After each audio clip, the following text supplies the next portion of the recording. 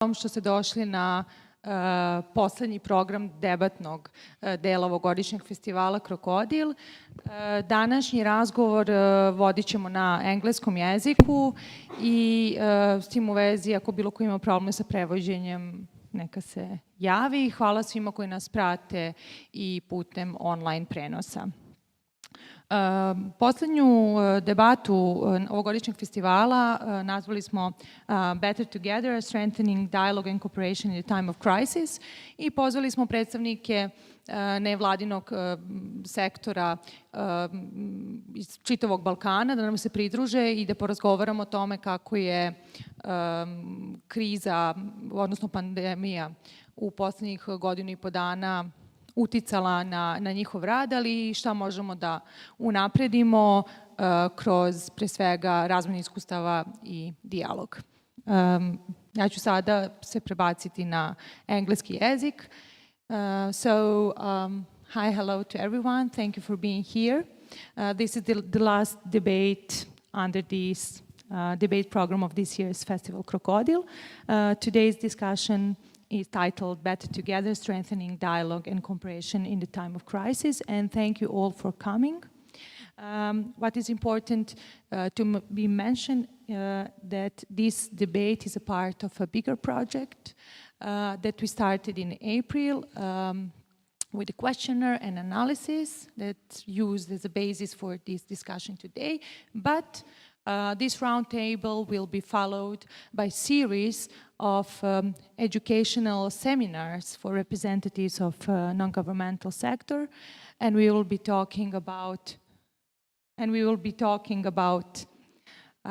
advocacy and our capacities to deal with the crisis of any kind. This project is received the financial support of the Balkan Trust for Democracy project of the German Marshall Fund of the United States and USAID. My name is Milena Berić. I will be moderating together with my colleague Severna Makedonija today's discussion. We are both authors of the analysis that you received and that will be published at the end of the project in December this year on our website. So, more than 17 months since the outbreak of the COVID-19 pandemic, it is now clear that the world has been challenged with an unprecedented crisis since the end of the Second World War. Of course, crisis reflects the time in which we are all living, the independence between state and non-state actors across the globe as a result of globalization led to this crisis and creates disturbance in almost every aspect of normal life and work, which can be felt in every country in the world. The past 17 turbulent months proved that the global community, that only by working together, the crisis can be ended.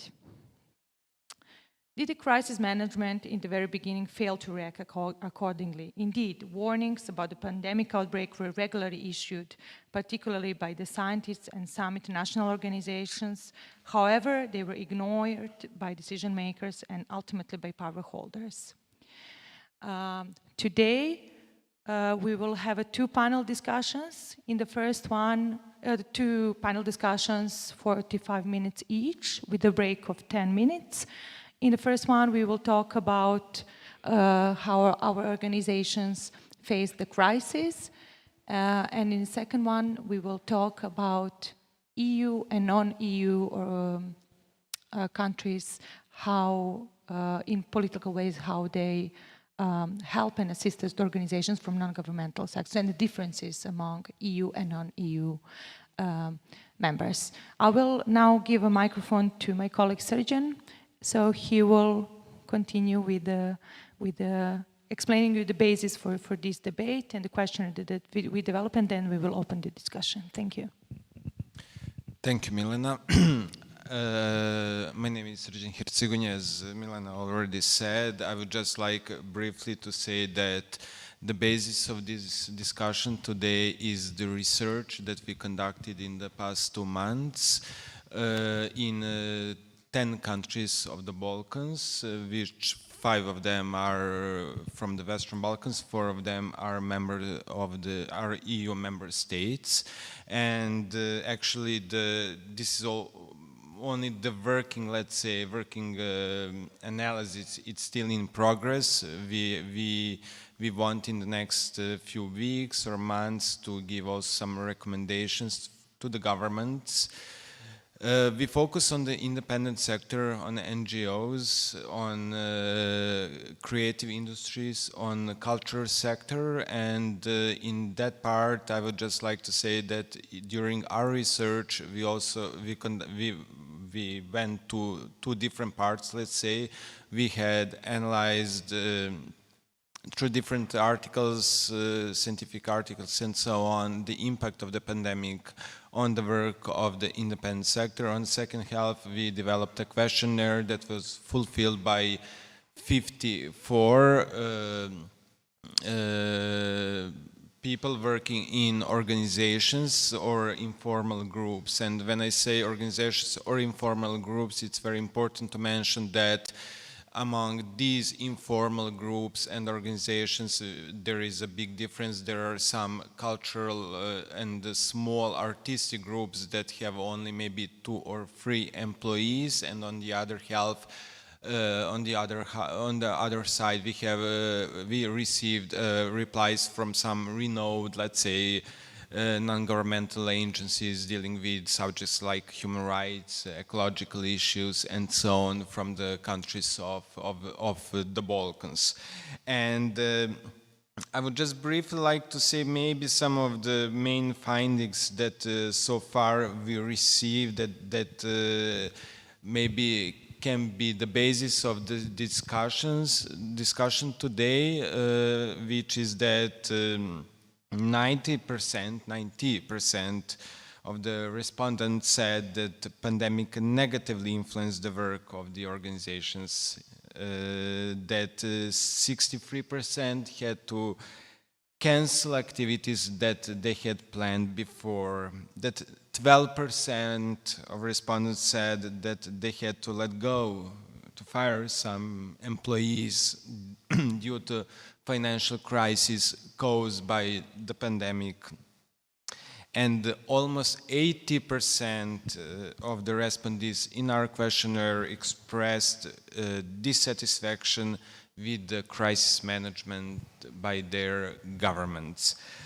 I don't want to go into the details of the analysis because it would take a long time. We will publish it in maybe 2 months or something like that. But I would like to pose a question to our guests today. Shall we first introduce our guests? Yeah, please. Yeah. Yes. So today with us is Jana Genova from Bulgaria. She's representing Next Page organization from Sofia. Arif is today with us. Muharemi, he's coming from Centra Multimedia, Pristina. Inga Remeta from Slovenia. She's coming from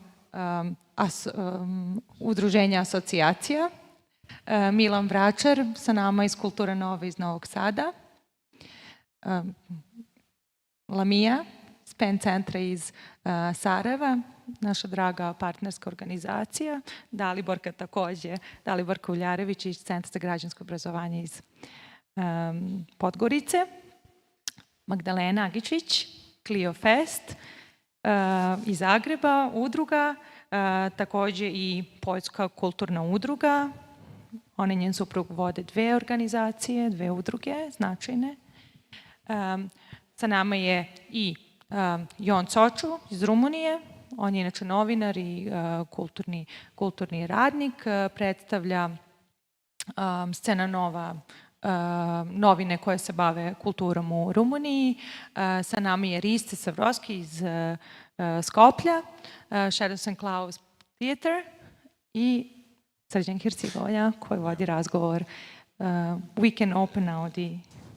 Yeah, and thank you, Milena. And I would just like to say, particularly for those watching us online, that we have 45 minutes, which is a very short period of time, and we have to be quite punctual and very short. So I would start by one maybe broader question, and to our friends and to our guests and to our discussants about, you know, when we speak about COVID-19 crisis, we are not speaking only about the public health crisis. It's also political crisis, it's economical crisis, and it affects all of us working in independent sector. And one of the aim of this discussion, this panel, is to just share the experience of how your organizations went through this crisis. So my first question for all of you would be how your organizations was affected by pandemic COVID-19, and what is your experience? And I have one more question for the second round, but maybe this would be the first one for this first panel. Yeah. Shall we start with you, Jana, please?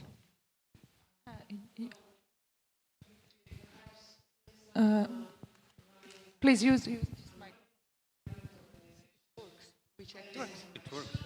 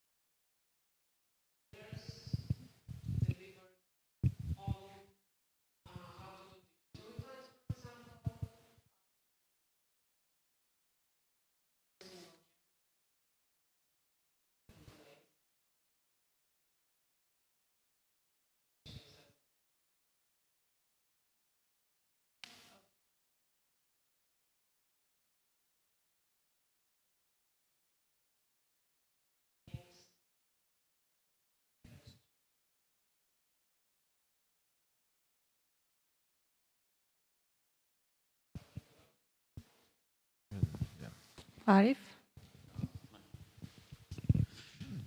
Firstly, thanks for the invitation. I'm very good to be here and share our experiences. 2020 was quite a bitter year for a cultural organization like Chandra, and we had to cancel, delay, and reinvent the whole activities of our program. I mean, switching to digital was a challenge in itself. I mean, some of the activities of the Culture for Change program, for example, were completely like canceled because, I mean, culture is a public domain, and without audience, it makes no sense. And well, switching to the like to a digital programming like takes additional efforts, as my previous guest, like we didn't have to fire anyone because we are also a small staff, but I mean, we will have a chance to talk about more substantial things and how it affected like on programming and how it affected like on an audience-based interest to follow up Chandra's activities, like with focusing on Polyp International Literature Festival and Kosovo Theater Showcase. I'll be like talking later about this. Inga from Slovenia. Okay, hi, thank you for invitation. I would also took a few words just maybe to more explain from which organization I'm coming and representing here. So the association that I'm president of is called Association. It's actually umbrella organization in Slovenia covering all independent sector and freelancers working in the cultural fields. So our members are I would say all statues of the culture. So from the movie sector, media, architecture, performing arts, dance, music, and everything else. We are 25 years old organization formally, but we exist for a longer time. I would say that we are a pretty successful organization in Slovenia. We are doing mostly lobbying and advocacy for the sector. We implemented a lot of positive things in Slovenia as dialogue groups which were actively working on the level, on national level, on the ministry and the all municipality levels, and of course a lot of other structural things according to open calls and stuff like this. We are actually a small organization. We have 2 people in the office and me working as a president. Of course we have a huge board. And we are project-based. So if we talk about influence of pandemic, a lot of things didn't influence that much on us. We say the amount of people who are actively working is same, the budget-wise everything is same, but all around it is totally different. With the pandemic we also got the change of government, which is really strongly right-wing of government. So we have not just a lot of work about because of Corona, but also on the political level. So I would say let's talk about details later on. But on the other hand, I'm also the president of general director of the theater, which is the oldest independent theater actually in ex-Yugoslavia. It's a great theater. And if I go and if I talk from that seat, I would say that the pandemic really stressed us a lot. So if we talk budget-wise, programming-wise, core team-wise, audience-wise, and stuff like this. But let's talk about the details later on, and I will not spend that much time on it now. Thank you.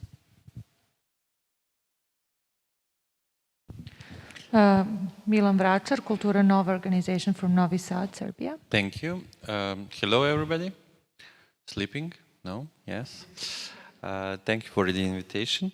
Yeah, well, I'm representing Kultura Nova from Novi Sad. We're also a small organization, 6 of us, let's say, receiving some checks at the end of the month or at the beginning of next one. Which doesn't mean that we are necessarily employed, of course, which we can come back later to that, like with measures of our government and how they treated those that are not employed but still working. And of course, we are very much project-based. So, like our previous speakers here, it didn't affect tremendously, I would say. But still, all those events that we had, of course, had to be put online in some digital form. And like Jana said, we had quickly to learn how to, put event online. For instance, we are doing a festival. It will be 10th anniversary this year. And previous year during Corona time. It is happening at the end of September. We had to have a program online, and still we have managed to find some gap in this madness to at least have audience in the same room. So they were watching something that we were basically streaming from different centers on one platform, of course. What else to say? If I would look what maybe good this pandemic brought, I would say that yes, maybe we had more time for some introspection as individuals, but also as organizations. And yeah, I mean, I wouldn't dare you to go there. I mean, it's a dangerous zone, so too much introspection is maybe also not that good, because yeah, then you start thinking about, but what can I really change? How can I really make a difference? How can I negotiate with the government and so on and so forth? Being organization active for 20 years already in the culture field in Serbia, we are of course also member of many association networks and so on. One of the maybe most important at this point in regarding COVID situation was that Novi Sad used to be Europe youth capital in 2019, and we were one of the founders of the association that got that title. And it seriously influenced that because it was pretty much based on some events that supposed to happen but didn't happen. And also we are part of independent culture scene of Serbia network, and with them, but not only with them, but KROKODIL also joined and some other organizations. We also tried to somehow impose a dialogue with our government, concretely with the Ministry of Culture and the Ministry of Finance. It had some results, but we are not fully satisfied, I would say. But I can come back to that later. Thank you. Thank you. Lamia Milicic from Penn Center from Sarajevo, Bosnia and Hercegovina. Thank you. Thank you, Milena. I'm happy to be here. So, in regards to the Penn Center of Bosnia and Herzegovina, what happened at the beginning of the pandemic is that the budget for culture was cut by 40% in the Federation and by 20% in Republic of Srpska. So we knew we wouldn't have that much support from the government. So in the beginning, we did turn to other international funds and relief funds. We are a project-based organization as well, and the only employee am I, and I'm even working part-time, so I'm not formally employed there.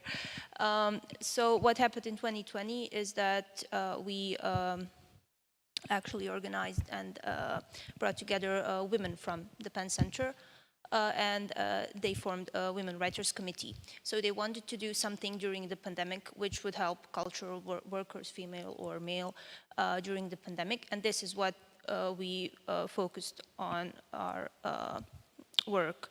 So our projects mainly focused on ensuring fees for our members. We have around 150 members during the pandemic because most of them are freelance writers, journalists, etc. But we did that with the help of the Goethe Institute Relief Fund. So we did get some financial aid from the government, and many organizations didn't. So we were sort of happy about it. And but most of the help we got was actually from our umbrella organization, which is the Penn International. They did great work actually organizing, I think, around 10 panels for the Penn Centers all over the world to help us actually get a sort of education-wise for getting all the projects now online and in digital form. So they really helped us with that, and they actually initiated the CSP programs, so civil society programs, and they gave the centers all over the world support for digitally based projects. So that's probably it. More detail later. Dalibor Kuljarević from Center for Civic Education.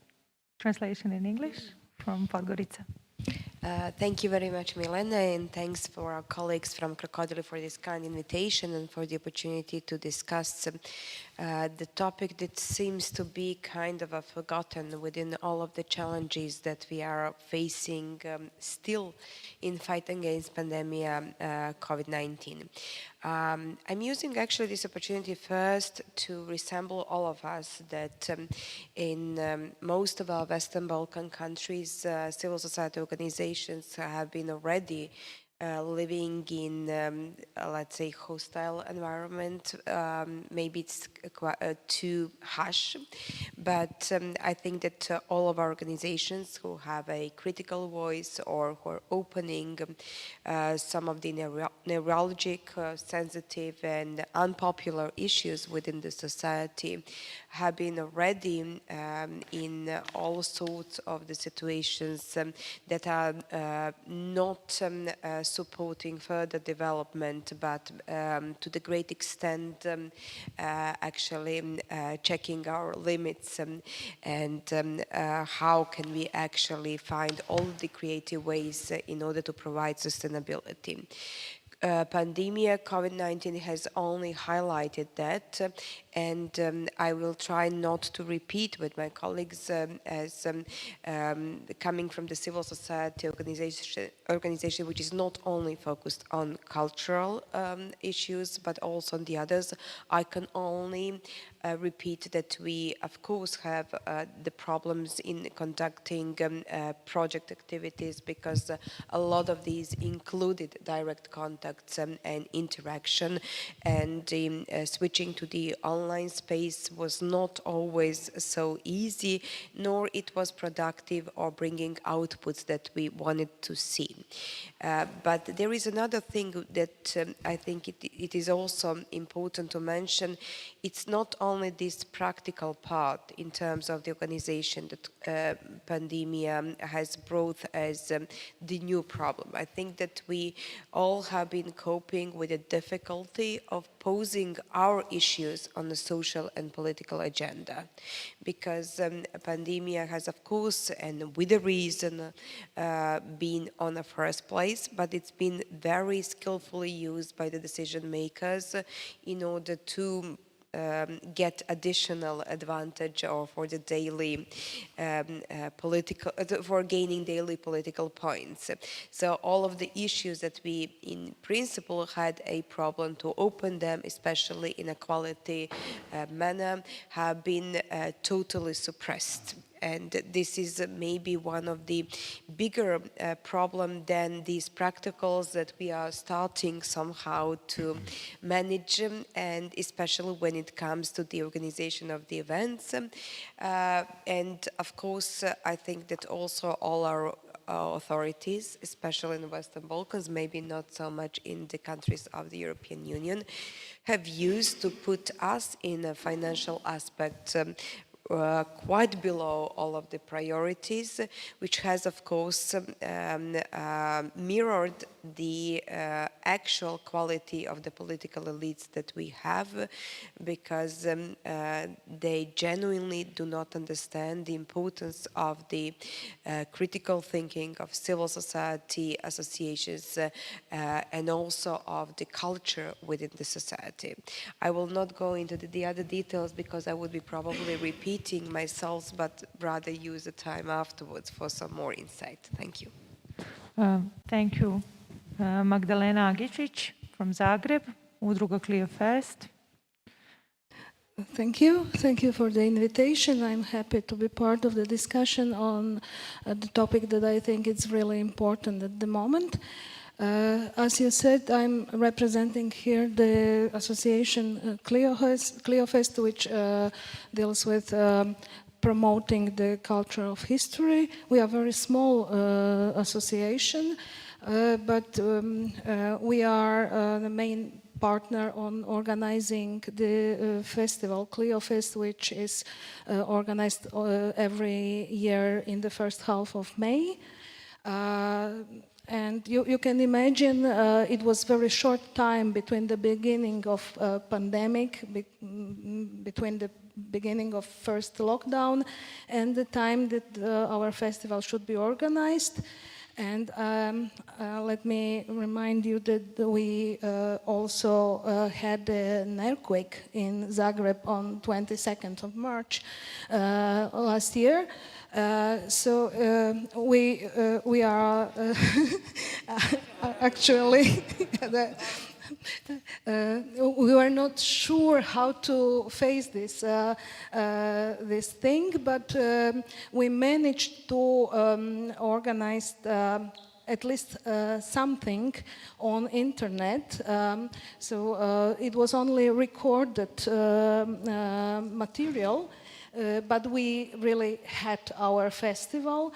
It was quite a big challenge because of our limited abilities to do things on the internet, and we managed to overcome that only because of thanks to our teenage son, let's say. Later it was at least a little bit easier because we just started to accommodate to the new situation. Only some sentences. I'm also leading the Polish Cultural Association in Zagreb, so the Association of Polish National Minority in Zagreb. So it's a bigger organization. We have like 30 years tradition, but here the biggest challenge probably was that a huge part of our members are, let's say, older people. So those who are active, usually they are very often 60 plus, and for example our folk group and so on, and it was really was difficult to change our activities. We do prepare things instead of real life meetings on internet, but this fact that all older people could not follow us was the greatest challenge. Thank you, Magdalena. Jon from Romania. Hi, I'm really happy to be here, so congrats for what you're doing, and thank you for the invitation. So my situation is a little bit atypical because I work as a journalist and as a playwright, but that's a different story. And as a journalist, I mean, our activity in Bucharest was not affected. On the contrary, our readership has increased, and I had to work much harder during that time because we covered many of the. I mean, we covered also protests, but we published articles about the problems of different organizations. So we did interviews and so on. And what I can offer here are some of my reflections from the field work, let's say, and because there are lots of problems, of course. I'm going to talk about that later, but I'm just going to give one example that reflects the bigger picture, because this year the Alexander Nano, a Romanian film director who made the Collective documentary film, which was nominated had 2 Oscar nominations, and he refused to be decorated by the president, Klaus Iohannis, at the National Cultural Day, and this made headlines in Romania. He's refused because he said that politicians shouldn't use the National Culture Day for empty ceremonies and symbolic things, but they should come up with concrete solutions. So the irony, Nano said that he published an open letter and said the irony is that while the Romanian cinema is quite successful abroad and appreciated, in Romania the filmmakers are not supported as they should be. So from outside, things seem very nice, but yeah, we have lots of problems. And of course, his prophecy was quite bleak, and he said that many young artists will leave from the country after the pandemic because many of the independent spaces will be shut down and so on. But yeah, we can talk about that later. Good, thank you. Risa Sabrowski, Okupля, Yes. Clouds. Yes. First of all, I would like to thank to KROKODIL for this opportunity to be here on this round table and speak about these very important questions in this time of pandemic. Also, thanks to everybody who are present on this debate. First of all, I must say something about our organization, which is very specific. We are a shadow theater, so we are working with audience, and when this pandemic started, we stopped working. Also, we have Shadow Theater Festival, Little Cloud's Dream, and that was also a problem in this year. Our festival was online. Yes, we have our little independent venue, our little place in Skopje, in Debarmalu, in heart of Skopje, for which space we are paying the rent. And when we stopped with our activities, it was a big problem, how to sustain. Also, we didn't have this problem to fire people, because in our organization, nobody's formal employed. So we didn't receive any pay for this. We are working from enthusiasm. Yes, and when this pandemic started, we must stop all our activities. In our theater, we have, as I said, very little place for 30 people in audience maybe, and we didn't know how to go on. Also, this year, our festival last year was held online with guests from Brazil, Spain, and Germany, because for us most important was to maintain continuity of our festival. Also, we have some workshops which are also called online. And we were in a very bad situation in first months of pandemics. We didn't know what to do. So we started to talk with people, with our old friends, partners, and we started to find some solutions how to live in this pandemic. But I tell maybe later something about this. Sergeant, if you don't mind, I need to make this one, and then you can continue. Enthusiasm is definitely something that you all share, and you can tell that all the independent and as small organization is, that organization less expected from anyone else to jump in and help, but rather we find our own solutions to develop and continue the programs. As bigger organization, they expect it from the government, they address the government and open this kind of a dialogue. Something that is really important to stress now is that most of your organizations are project-based and do not have structural funding by the governments. So in the biggest part of organization from cultural scene in this part of the world, you do not have structural funding, which means that you're fully project-based, which means again that you rent the apartment for your offices from private entity, and you need to find funding for this. The governments of all countries that we are coming from are speaking, and we're speaking more about saving the jobs in tourism and service sector rather than those in cultural sector. This comes from your replies in the questionnaire. Replies that we received reflects this narrative, with some 73% of the answers that we received saying that they believe that the government in their countries provided more support during the pandemic to the commercial sector, such as tourism and services, compared with the cultural sector. Having this in mind, and having in mind that your organizations cannot employ people as well, but rather work on enthusiasm or specific contracts, and in most of times they were unable to receive aid that government was giving to. So the following question is, what your government could be doing better, what they did and what they did not in your specific case and in your country. I will repeat myself, having this all in mind, what your government did, what did not, and what can have been done better and can be improved in future crises like this.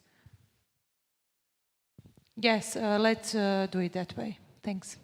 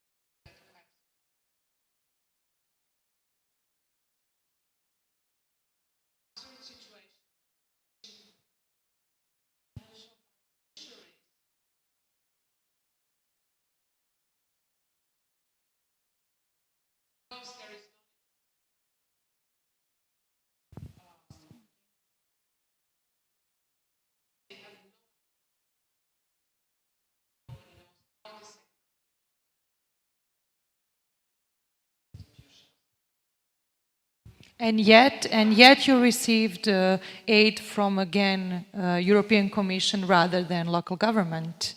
Or am I being wrong?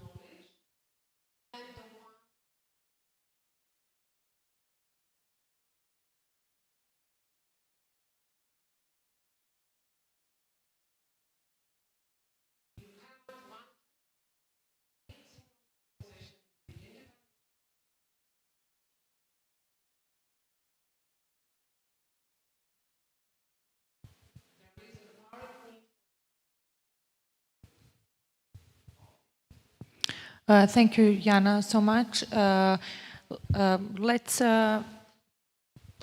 Let's, yeah, Inga Remeta, she wants to jump in here. Go ahead. So maybe Slovenia. From Slovenia, yeah. Okay. Of course, it's much better. At least our experience is to have some natural,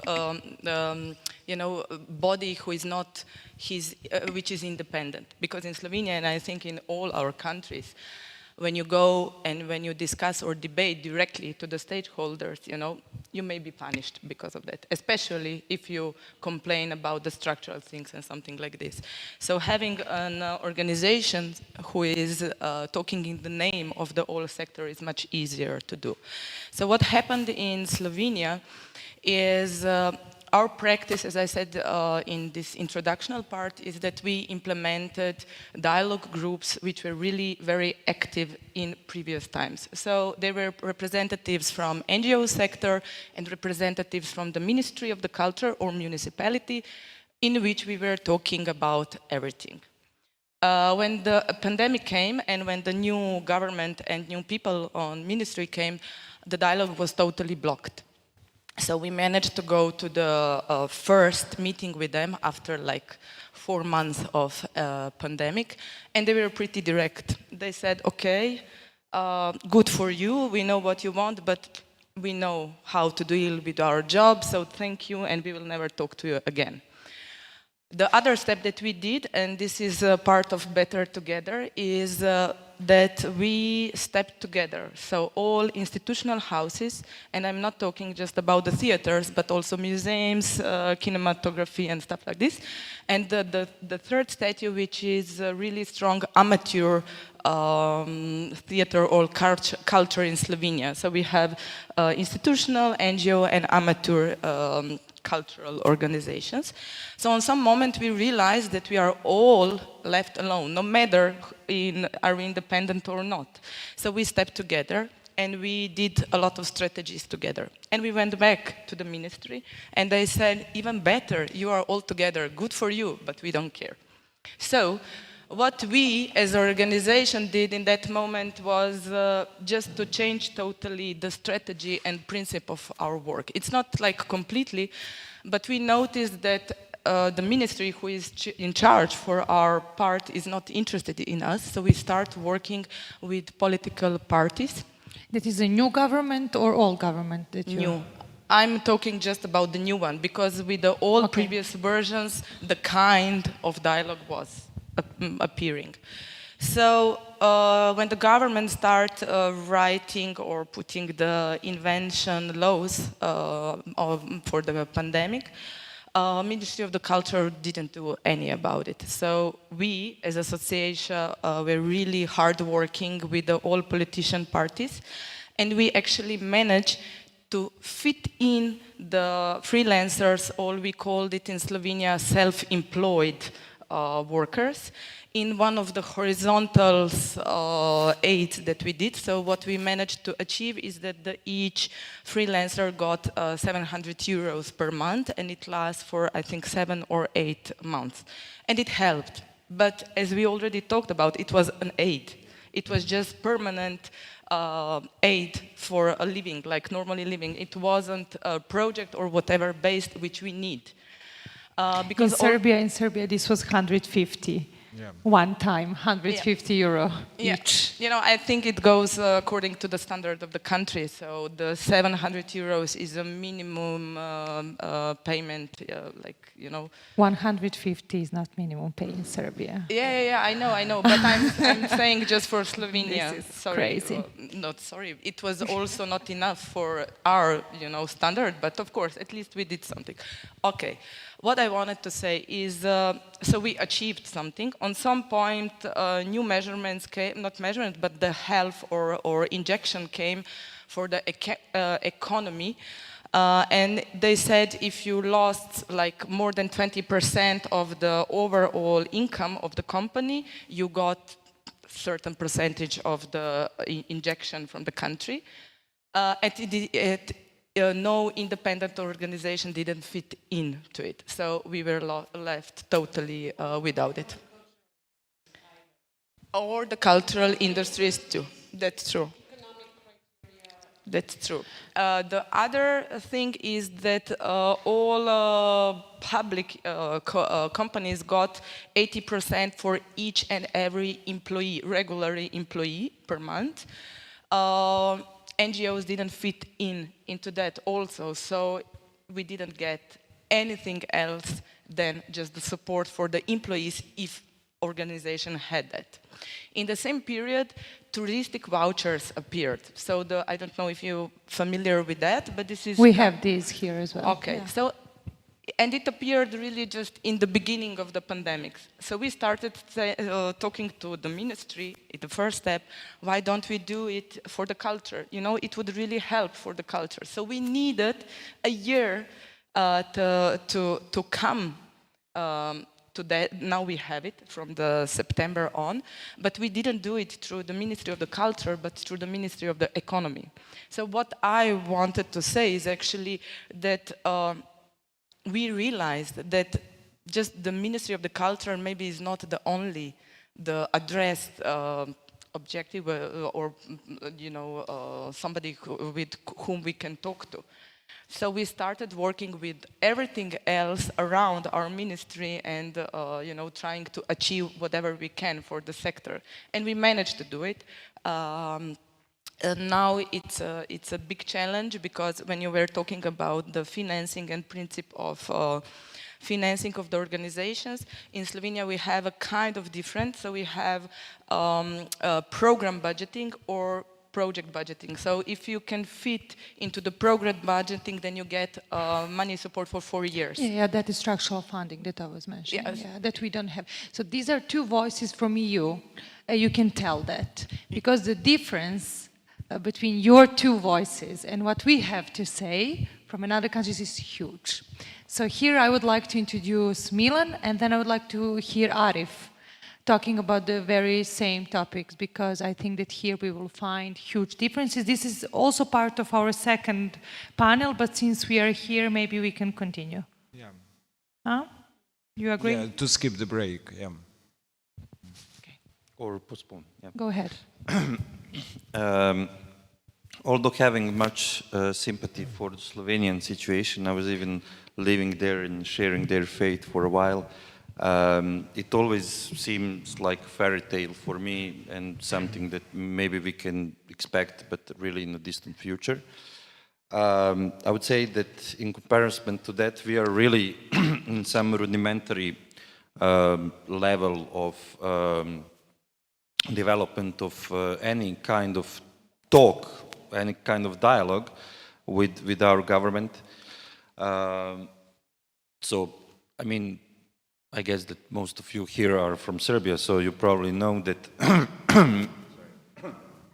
many of the calls that we had have been basically cancelled. So, I mean, even for those who applied, never get the answer.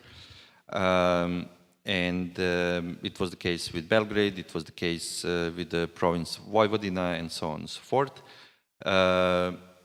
And instead of that, as Milena said, we got this 150 euro one-time help, and that was it basically. Other than that, we had some, I think it was like 30,000, if I'm not mistaken, which is a bit less than 300 euro. For those that are employed, but as I said, in our case, out of 6 people, 3 are employed, so we got half of the half of the half. This is the difference with Slovenia, positive, the only, I believe, positive difference, because when government gave minimum salaries to all the employed people for 3 months, associations were included in comparison to Slovenia. Yeah. So, as I said, then we got into that introspection, and we started thinking how we can change that.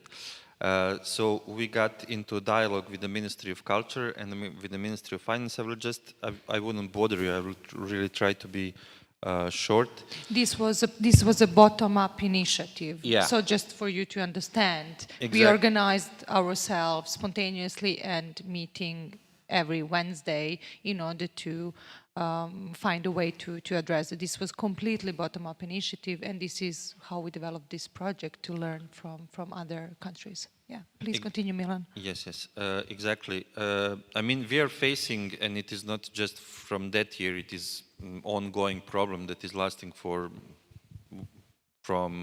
when Serbia basically entered the Creative Europe and other European grant schemes, that we can get European funds, and actually some of us really got skillful in that.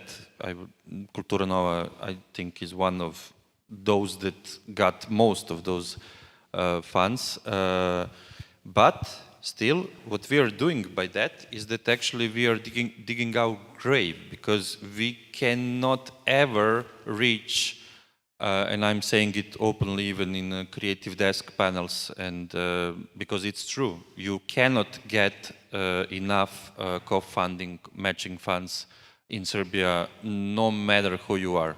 Maybe if you're really close to the government, but that's another issue. I'm not spending time with that kind of people, so I really don't know. So that is part of the problem. I mean, I can talk about the problems for years and years, but also there is, for instance, you cannot even put in your budget for the projects, and that is the only thing that we have. We don't have programs. You cannot put running costs, for instance. So you have to try to figure out the way how you will cover it, actually. So what we tried and managed at the end to do, but only at the level of the city of Novi Sad, is to get that special fund that is just for running cost, but we don't have it on a provincial level. I think there is nothing like that in Belgrade as well, and also at the republic level. But still, this biggest problem that we had, which is co-funding or matching funds for European grants, remained.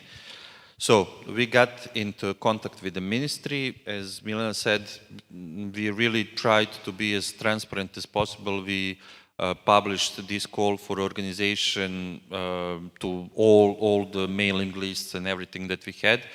And at the end, ended with like 5, 6 really active organizations working on this. And I will just point the points that we had in those talks.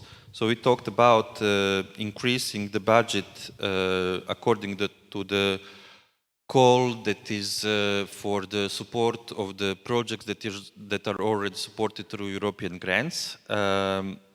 Then we talked about considering the possibility of forming some state fund that will give loans to also those kind of projects, because even when we get co-funding, we still need some missing funds that we will eventually get when we handle the report, the final report to European Commission. Then we talked about considering the possibility about multi-year funding, which is another topic, and there we got into contact with the Ministry of Finance as well. And because in Serbia, calls for co-financing of the European projects are only for 1 year. 1 year, and then you have to apply when we apply to again. European Commission, it's for 2 years, 3 years, etc. 4 years, yes. And this initiative is based on the fact that last year we did not receive any funds for co-financing the European projects from the local government, even though they received this money to give us from the European Commission to co-finance our project. As I said, many calls have been cancelled at the end, unfortunately. Then fourth point was to allow all the projects that fits the criteria, that they have to be supported, at least, partially. Then we also talked about how to make those procedures of pointing or giving different points to certain elements of the projects more, better, more transparent, and so on. So the conclusion of this story is that we got increase of the budget according to this call. But for the other points, it is still ongoing, and the battle is going to last for long, I would say. What is also good is that Film Center of Serbia expressed some kind of wish to join the efforts, and there was a call this year. I think that most of the organizations get at least those, of course, that are fitting in the criteria, that got something. So also this fourth point was somehow fulfilled, I think. But this second and third point, which is really super important, but a bit harder to solve, is still something to be done. We have to do now the evaluation of this year's call, and then to decide about next steps.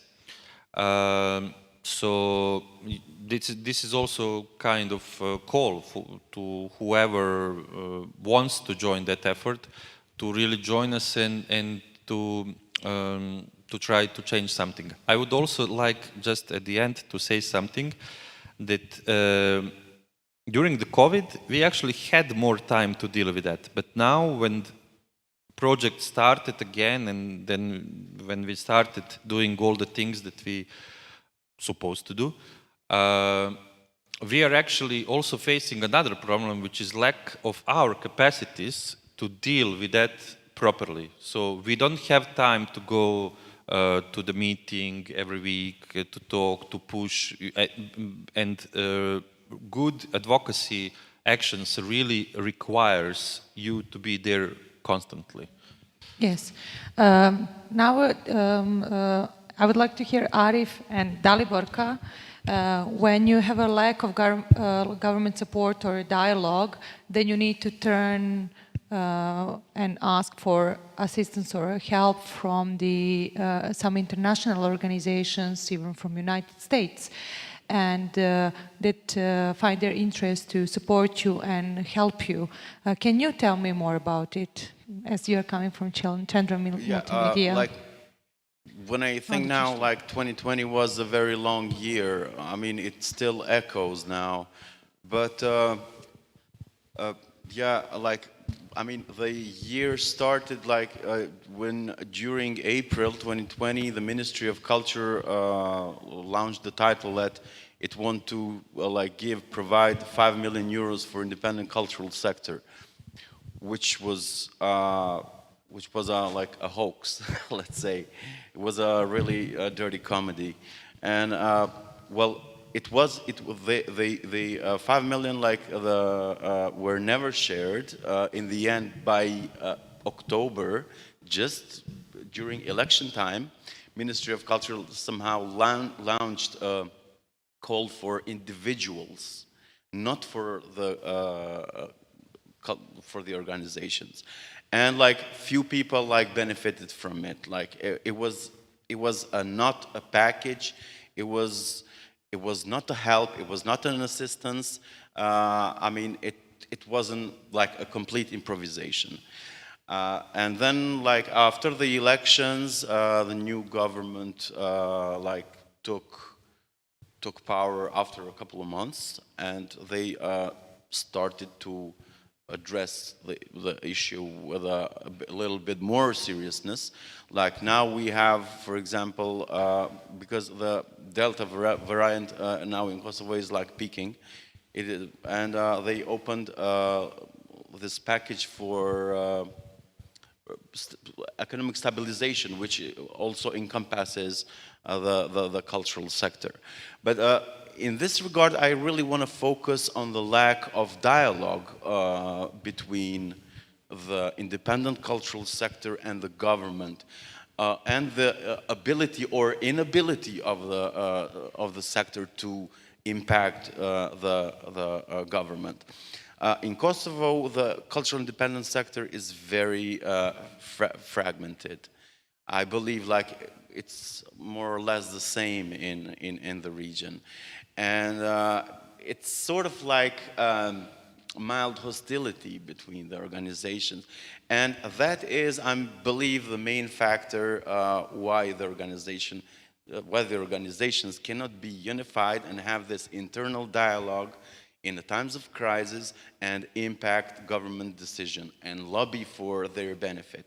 I mean, in Kosovo it's like that. I mean, we will see, because the Delta variant is hitting hard now, and we believe we will have a lockdown very soon, and we'll see what will happen, what will be if we will have, I hope we'll have a different scenario where the cultural organization, as they did in Slovenia, they will unify and come up with some unified platform to impact the decisions on their benefit.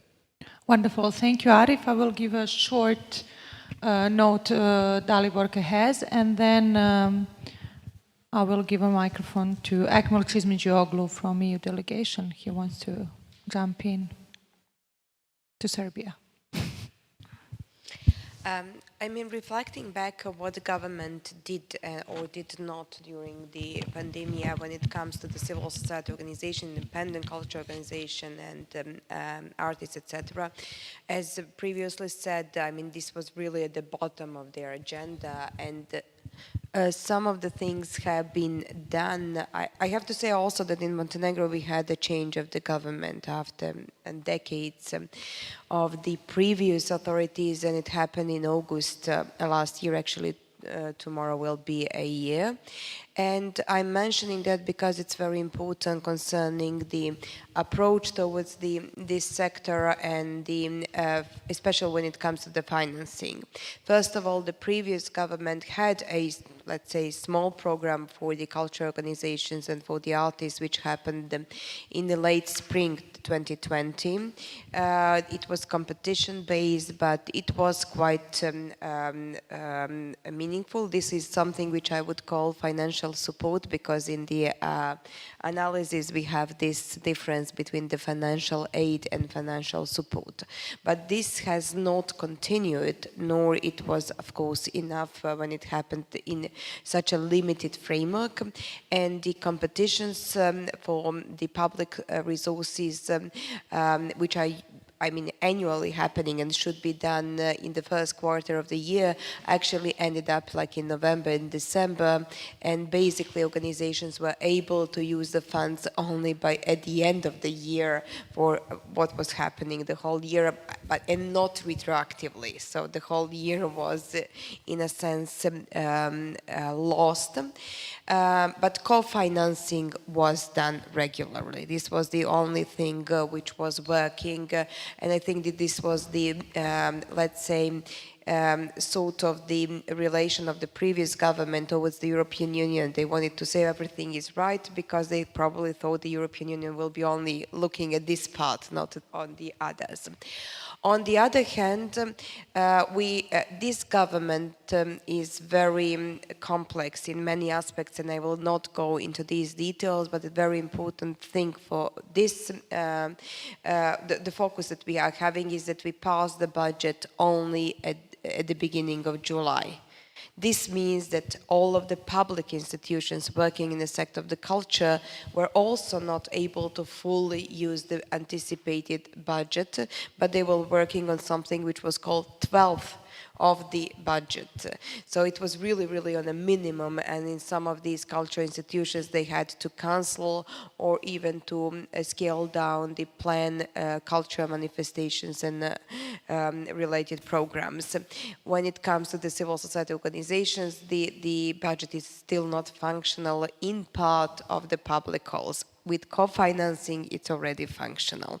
So I'm trying to say that basically the whole sector is dependent of all of the other circumstances which are not favorable, and I think also that the civil society organization and culture artists have not been enough pushy with the decision makers to put this on the agenda, because some of the other groups were.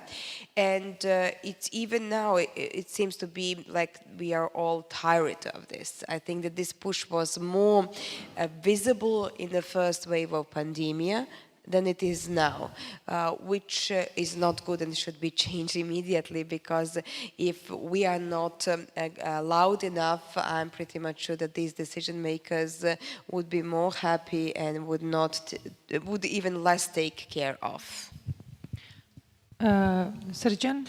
Yeah, I just wanted to continue, because we had basically two different approaches, let's say, from Slovenia and from Kosovo, and maybe we could just tackle a little bit the topic of the difference between the EU member states and those who are not. So exactly, yeah. Maybe we could just ask colleagues from Croatia and Romania, was there any effort? Do you mind if I just give a microphone to Akmal, because he raised the hand 15 minutes ago, and then, because he is coming from EU delegation to Serbia, and then I would exactly like to continue what I think it's a good intro for your question for Romania and Croatia as well.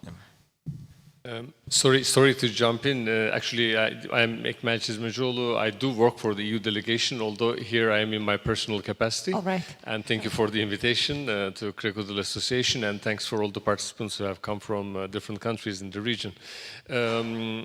Actually, I mean, based on especially the experience in Bulgaria and Slovenia, there is something that I am really curious about. Where does the constituency of the organizations fit in all this? Because it's very clear that, because I think, I'm sorry, I don't remember the names now, but in Bulgaria, the fact that there was an election foreseen probably helped the government to take the decision to provide financial support. So I'm wondering if any of your organizations considered reaching out to your constituency. How is your connection to your constituency, and maybe your constituency could help to put pressure on the government or on, any other organizations that might help? Because obviously with the COVID, I mean, I also had, I manage, funds, but part of my project-based funds were taken away because there was an emergency. They had to address other things, so we had to completely restructure the funding as well. But yeah, I'm curious about this constituency and your link to the citizen, and how is the citizen involved in all this? That I would appreciate if in your answers that could be included. Okay. Thank you. Thank you so much. This can be part of surgeon takeover. This actually, yes, the question can be answered through the answer, but I would just like to see if in Croatia and in Romania there was any kind of joint effort for a dialogue with the government, as we saw in Slovenia. Or we are witnessing in North Macedonia, in Bosnia and Herzegovina as well, this competitiveness between the actors working in independent sectors for grants and for something like that. And do you see maybe we are really running out of the time, but the goal of the civil society organizations and of all of us is solidarity, particularly in the time of the crisis. And I would really just like to ask you, do you see that in these moments? Or do you see still this competitiveness like for grants and for donor organizations or something like that? So I would just really like, firstly, maybe just to address our colleagues from Croatia and Romania about their perspective of, was there any joint effort from the independent sector for a dialogue with the government? And also from colleague from Bosnia and Herzegovina and North Macedonia, was there any effort maybe? In Serbia there was not any, I believe, yeah. I can answer immediately, no. In Macedonia. In Macedonia, okay. So the answer from Croatia, probably I'm not the right person to answer, because the organization that I represented here are quite specific. So the only thing I can add, I didn't notice a common action of NGOs, but maybe just because it was not my focus. But I can only tell you how the situation of national minority organizations look like in Croatia. It's a quite specific situation, because this financing of national minority activities based on special law on national minorities, and it's financed by the government through the special committee, Committee for National Minorities of Croatian government. And only organizations that are members who are part of national minorities can apply for these funds. But this money was not reduced. We were afraid at the beginning of lockdown, the first lockdown, that maybe this budget would be cut, but not. It was not, and they show a great amount of flexibility. I would say they allowed us to use a much bigger part of project funds, not just to realize projects, but to buy equipment and other stuff that can be used later. So it was actually quite a good situation in that part of sector, let's say. And Romania? Jon? Thank you. First of all, going back to the theme of support, financial support. First of all, I mean, there were some forms of support coming from Minister of Economy, the Minister of Labor, so different. I mean, they were helpful in their way, but not. There was a lack of a strategy, like a bigger strategy. So, and some of these payments were delayed, or anyway, it wasn't very successful. But still, people got some money. But there was no strategy and no communication, and the lack of communication, I think it's, I mean, of course, this is an old problem, but this time was so obvious that, you know, it ended up with a protest.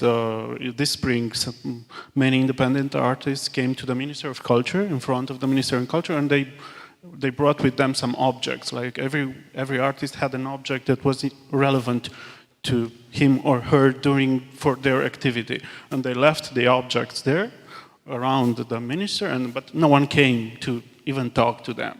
So that's an example of how the communication is not working. But then, I mean, I think all these problems, and many are similar to what you're saying, like lack of communication, lack of spaces, that's a big problem in Bucharest, and not only in Bucharest, like, especially for independent theaters and so on. It's really a problem. And what I've noticed, I mean, this is kind of a reflection, and I'm not the only one that I've noticed that, is that not only that all these problems kind of increased, but I noticed a shift in the discourse, especially when you have a right-wing government, is that their obsession with culture, that they should produce money. Culture should produce money, you know. So now I think this is the direction in which they are going, and they are mixing all. They don't make a difference between what kind of institution they expect you to work as a business, and it's the liberal government, which is a right-wing government. But and even in smaller cities, I was in a small town a few months ago for an article, and I was speaking with the director of the museum, and it's a history museum, a small history museum, and she told me, the director, she's an historian, and she told me she never felt this pressure, like local pressure to produce to come with some, to produce, money as well, but competition. And this is a small museum which has a public duty, and to treat this. Why do you think this is the case? I think this is another topic, and it's a little bit complicated. I would prefer to sit on this because I don't have an answer to that. But I think this is the direction. And of course, when you have this kind of, perspective, independent sector will be completely neglected. So, yeah. Okay. Because from what we heard from right-wing governments that came to power during the crisis, they somehow marginalize this sector, and this comes as a quite opposite in Romania. They have high expectations, and okay, this is really interesting, and this is why I asked you. But I wouldn't say it's a hard right-wing government. It's and I don't think we have like problems with censorship and stuff like that, or promoting extreme right or right-wing artists. But the problem is, I think it's a little bit slippery, that it makes the way they see independent culture is like just making it invisible or making it irrelevant in a way, and that's so dangerous. Mm-hmm. Thank you so much, Lamia. We need to hear a Sarajevo voice on this. No. Laura thought that she's Sarajevo. Okay, so the question was about solidarity between the civil society organizations and the ministry. Okay, so there are two aspects to this topic. So the first one was the PEN Center of Bosnia and Herzegovina actually did during the pandemic, in the first year of the pandemic, we did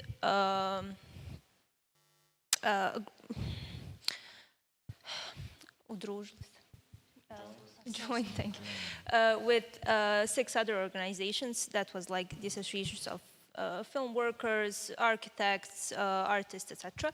And we did have a meeting with the Minister of the Cantonal Ministry of Culture and Sports, and he was the minister of the new government. But his advisors were the same advisors from the old government.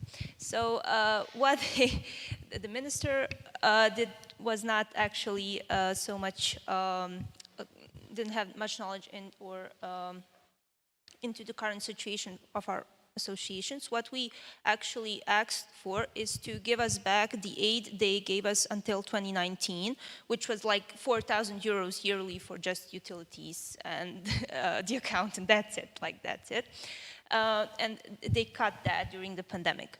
So we actually wanted to become the so-called associations of importance. So we would get that financial aid.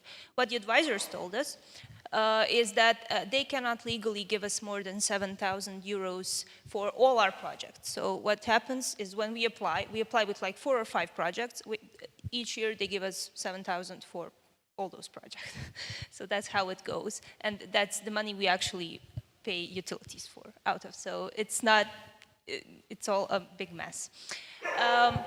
So that didn't work quite well. After us, there was another group of associations, which was like the National Museum, National Gallery, Museum of Literature, etc. And there were like 6 of them. And they got all the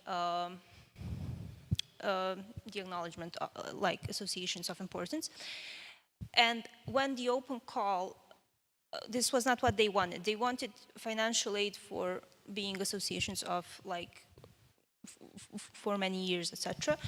And they wanted like a separate source of funding, okay? But what the ministry did is when they opened the call for all the associations, 49% of the budget for the culture transfer went to those associations. 11% went to the national cultural associations, which is Preporod and Prosvjeta. So they alone, those 2 organizations, got around 75,000 euros. That was like 11% of the budget, and those organizations we do not communicate with mostly because they have political relationships with the government, etc. So they got 11% of the budget, 30% of the budget went to Sarajevo Film Festival, and the rest of 26 budgets went to all the rest of us, which is like around 80 associations, public institutions, individuals, etc. So that's the main problem in Bosnia and Herzegovina. We are all in the same bin. So you have like the public institutions which already have funds and they're just applying for extra funds. You have NGOs which are project-based. We actually have to look for all those funds and then extra funds. And you have like complete amateurs and individuals which are applying. And the same is with the Federal Ministry of Culture as well as the cantonal. So for all those associations, for all those projects, there is one board that is an expert board, which are actually employees of the ministry who decide which projects get funding. What happened this year, which was sort of a scandal, it was in the Federal Ministry of Culture and Sports. Just to give you a clear picture, they turned down over 600 projects from sports because they did not number their project properly or the way they wanted to. So actually this happened to the PEN Center as well. So I did the numbering the same in 2019, 2020, and 2021, but they turned us down this year, just because they are looking for any administrative problem or whatever to just turn you down and give the money to someone else. And even when you get funds, they have this policy in Bosnia to just give as much associations funds. So we all get like from 1,000 to 3,000 euros. And that's it. So. Yeah, exactly. So I don't want to take too much of the time if we don't have. Thank you. Yeah. When we're talking about government response, in Macedonia, government response and the response of the Ministry of Culture was very poor. I must say that this year, Ministry of Culture in their concourse implemented even stricter criteria for applying on projects. It's unbelievable. And process was not inclusive, and a big number of small organizations like ours had to withdraw from the concourse and didn't get any money. Yes, that's it. Thank you very much. And because we are running a bit out of the time, I would just like briefly to ask maybe the final question, and this is really a topic that requests a lot of the time, and I really believe that we will certainly maybe in online format we will continue this dialogue, but to also reflect the question that you posed about this crisis hits us all, and we are also working with the people, let's say, in the field, with the constituencies, right? And having that in mind, do you see if in your countries where you are working on, is there a need or a space for your organizations to be involved in decision-making processes that is dealing with imposing restrictions or lockdowns, financial support, budgetary allocations, or something like that? So is there a need, also having in mind your organization's position and the people that you are working with, your constituency basically, do you believe that there is a space in the countries that you're working on for that kind of dialogue that would put you in a decision-making processes, and if there is a need? Yeah. Can I jump as a KROKODIL association and start from... Not as a moderator, but as a KROKODIL. Not as a moderator, as a of course, KROKODIL. from Serbia, yeah. But then Slovenia, yeah. And then Jana can continue, and we can go one by one, because this is the final thing. KROKODIL, we didn't stop with the operations. We had to adapt quickly and not rely on any funding at the first place. But what was good during the pandemic is that we searched for additional funding, structural funding from the organization that we haven't even knew that exist, and do these kind of programs. From other countries, EU countries, and United States, etc., and we asked for structural funding from these organizations, and we were in need for this. So if there wasn't pandemic, we would never be able to, or we wouldn't find the time to search for these kind of fundings. And to answer this question, as everyone will be, yes, definitely, this pandemic proved that we need to be in making decision process, but also not only that we need to be in decision-making process, but we need to be there for much bigger structural changes that are highly required in order things to be better or even normal. So it's not as if we need to be there to write calls for the ministry, which we've done as well here, which is crazy, but rather to talk about more systematic changes that this region need more than any time in the future. Please, Jana. Inga, then. But it will be nice everyone to hear on this one. This is important. Yeah, I know I like to speak a lot, but I think it always helps. I want just to add one thing when we were talking about EU and not EU. I really think and I really believe it's important. But the other side of the same story are the people who are sitting on their seat. So I will tell you two things or two issues that we are just dealing right now in Slovenia, so you can hear that Slovenia is not idle, not even good. But we have some things better, but some are still worse. And they are like they are right now because of the people who are sitting on the positions now. So I will talk for the movie sector, filmmaker sector, and for the media. So what happened to our movie sector, so all organizations who are producing movies, which are, as you said in Romania, are very successful on international pool, but not that supported on national level. So what is happening with them now is actually that Ministry of the Culture stopped financing them. So they didn't, not even, they have all contracts signed and they didn't receive any money for 2 years now. So not even for the movies which were made in 2019. So what we did, we were talking to on the national level, nothing happened. Then we went with the contracts to our court, Slovenian court, and we got answers that it's against the law and that the ministry needs to pay in the certain period of the time the money. They didn't do that. So what we did, we went to the EU Commission and we said, okay guys, so this is totally under the law and they got obligation from the court to pay the money. So the EU Commission say to our ministry, guys, you have 15 days to do it with it. And what they did, they said, cool, we paid it, and they didn't.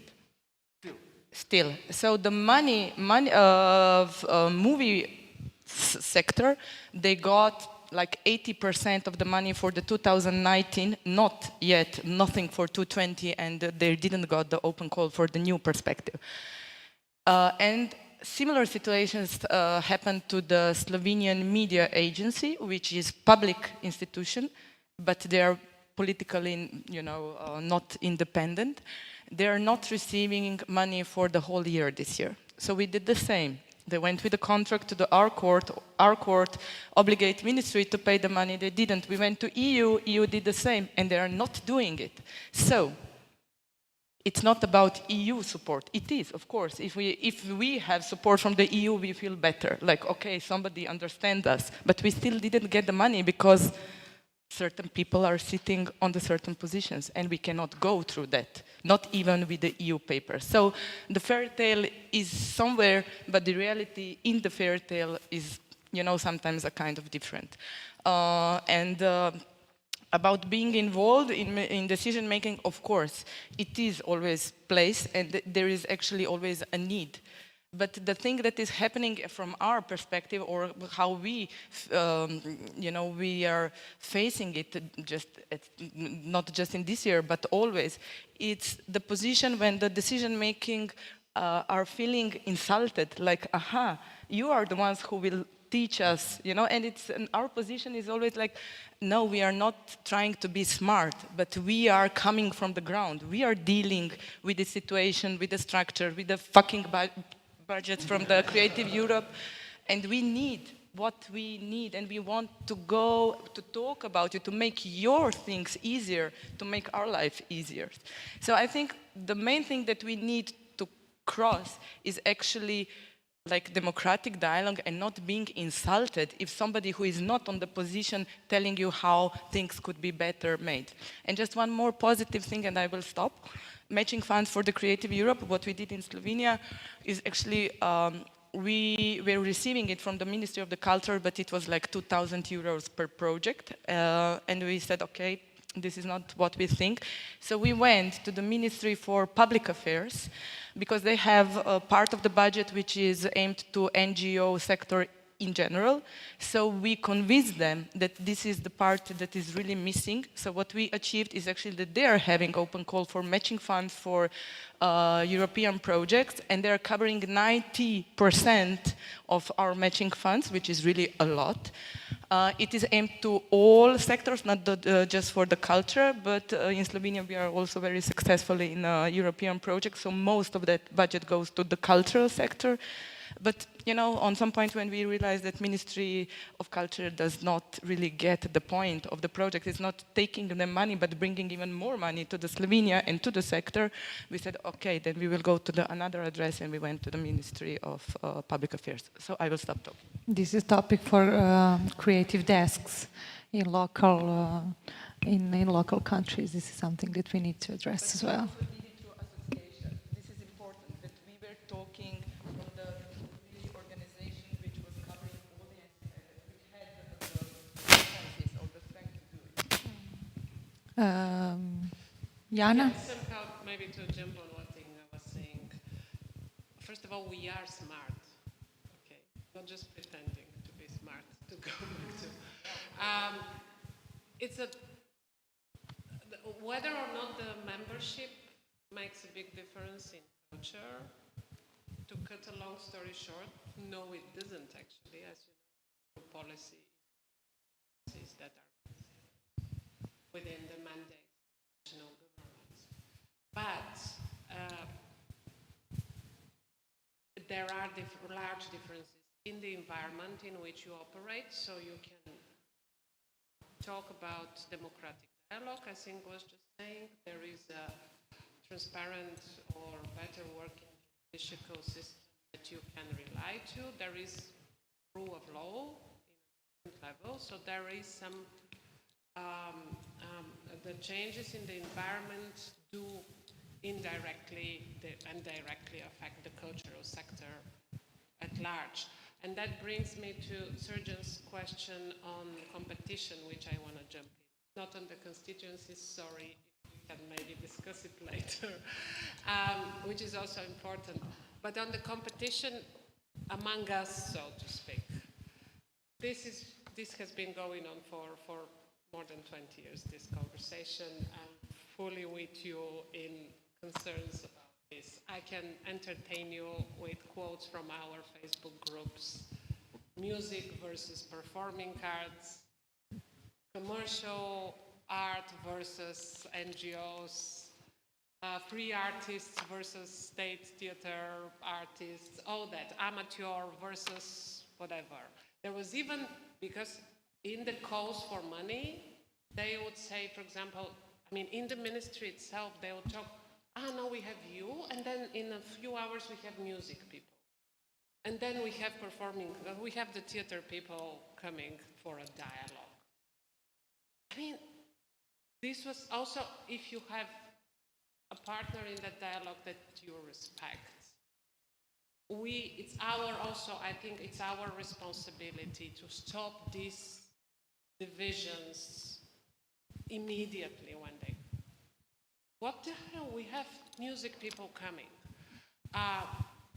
Because, and try to articulate our common interest. First of all, when it's not about money, of course it's easier. But the minimum denominator of our common interest, and what is it? Transparent calls, transparent criteria, rule of law within the distribution, this kind of thing which concerns everybody, from literature and from amateur to national order. Just in the ministry's, one of the ministry's goals was for supporting projects being top and just. And then, of course, you have world famous all musicians. I think he might also ask, what about pop music? And he says, what about electronic music? What about classical music? And then they were reducing this kind of divisions all the time, even sometimes consciously, I have to say. Strategically, I suppose, sometimes unconsciously and out of sheer neglect, because it doesn't occur to them that there is also classical music, but not just pop. And what about your position in decision-making process? you being part in decision-making process, you being there when it comes to decision-making during the pandemic? No, your organization, representatives, as representatives of the sector. I think we should be involved whenever, up to the extent where, as experts, not as extent we have experts in policy, but not as from the ground, grassroots organizations. Let's ask. You ask 1,000 organizations, you get 1,000 answers. And I think we should work on, so we mobilize and help policymakers raise their policy pre-election maneuvers. Okay. That's our response. And Arif, what about stepping in the board that is making decisions?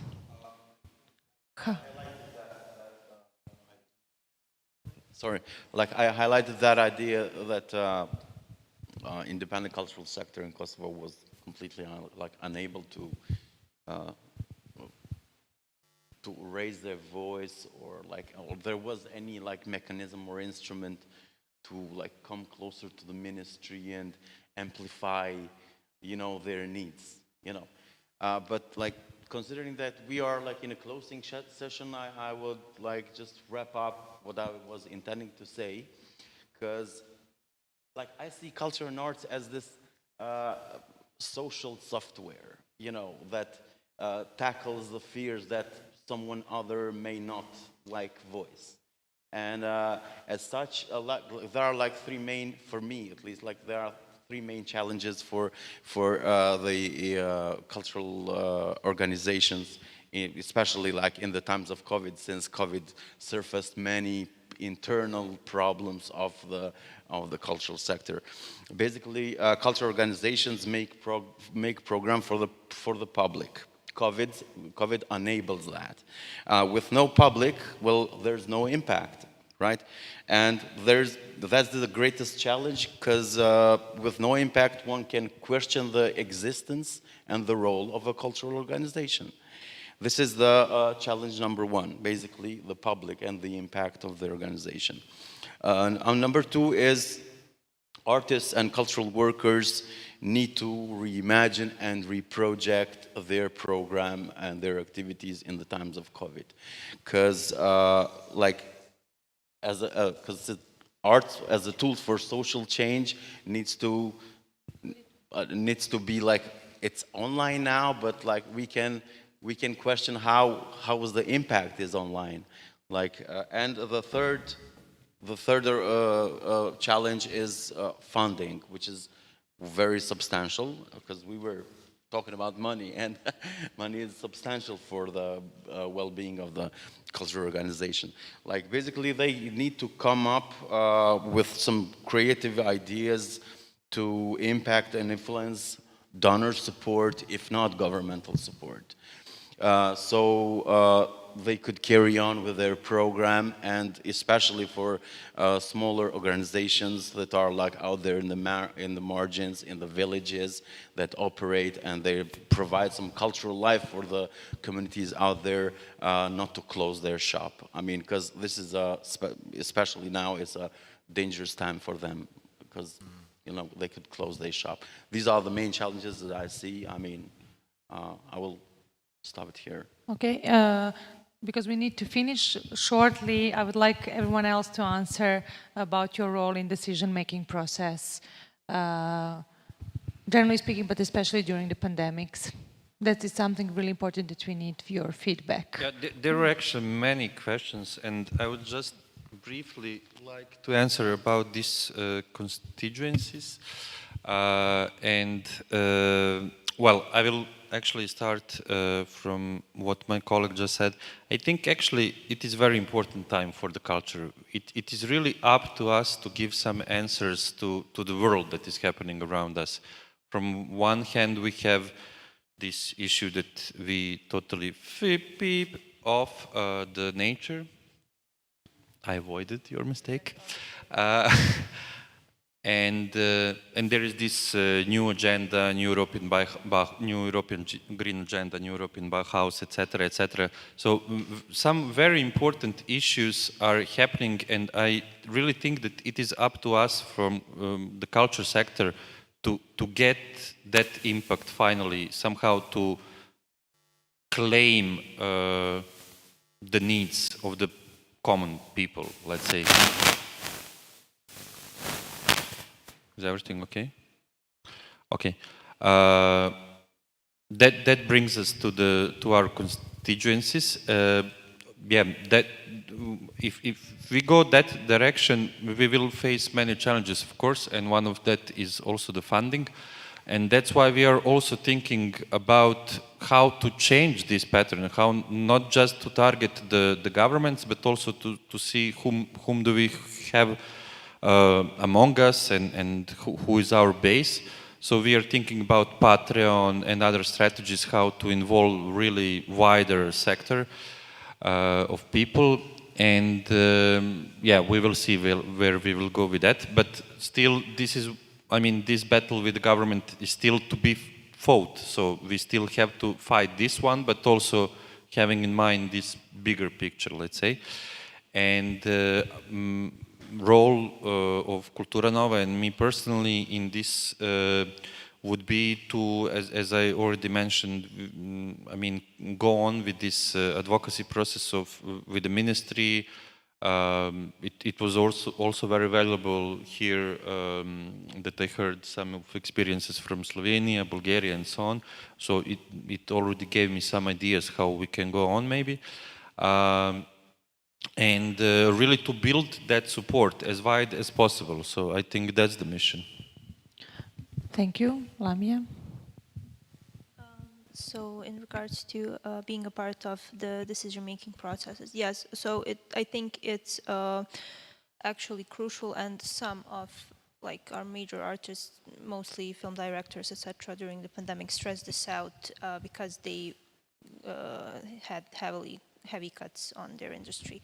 So what's happening right now in Bosnia and Herzegovina is that those expert boards are really not made of experts or anyone who is actually reading the projects or indulging in the themes that the cultural sector wants to talk about, etc. When you get the list of associations that were funded, you don't have any evaluation of the project. No one is talking about the project. They're talking about, did you get all the documents and the administration done?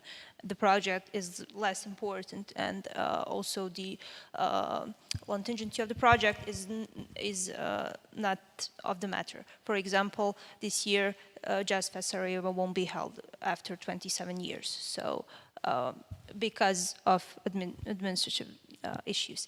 So, of course, so the PEN Association itself, as I said, has over 150 members, and some of them were ambassadors, some of them were journalists, some of them, etc. You know, so were involved in politics. So I think it would be wise to have them as experts, or to have experts from all associations, so, or advisors for those committees, to just like at least evaluate the projects.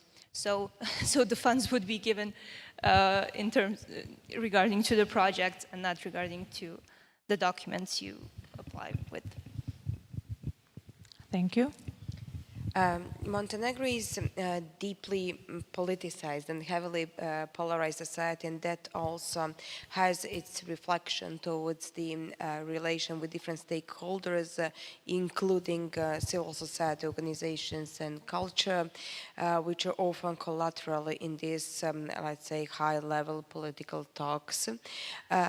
But my impression is, again, I'm a little bit underlining this, that it is very much up up to the civil society, cultural workers, artists in general, to be more present in public and to push for their own topics and interests.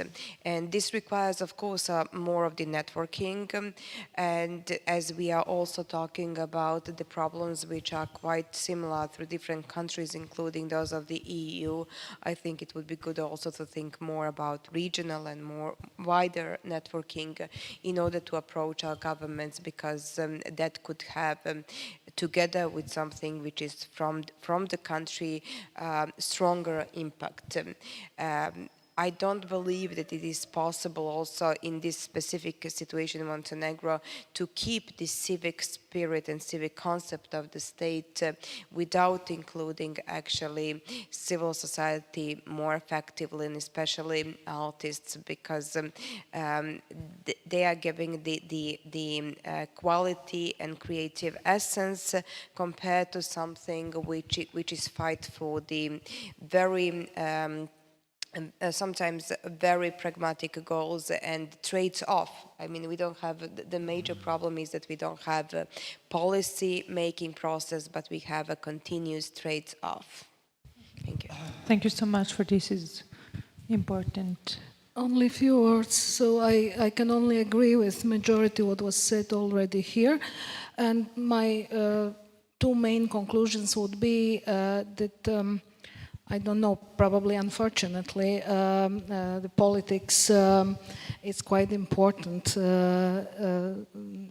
In all countries we can see the influence of the kind of government we have toward this situation. So it's not maybe only UA members, EU members and not EU members, but the kind of government we have. And the second conclusion would be that we already, all of us, we should fight for putting culture higher on the range of the priorities of in our societies, generally speaking. So maybe only this. Thank you. Jon, Romania. So the decision making. In the last couple of years, I think in Romania, some people, really competent people from the cultural sector, independent cultural sector, got involved in decision making, and some of them are part of the, even on a political level. So this is a good thing. Some things have changed, but at the same time, the problem is that some of these people don't have time to do what they are planning to do. It's because, you know, the government changes and then they are removed or stuff like that. So there's no long-term strategies sometimes.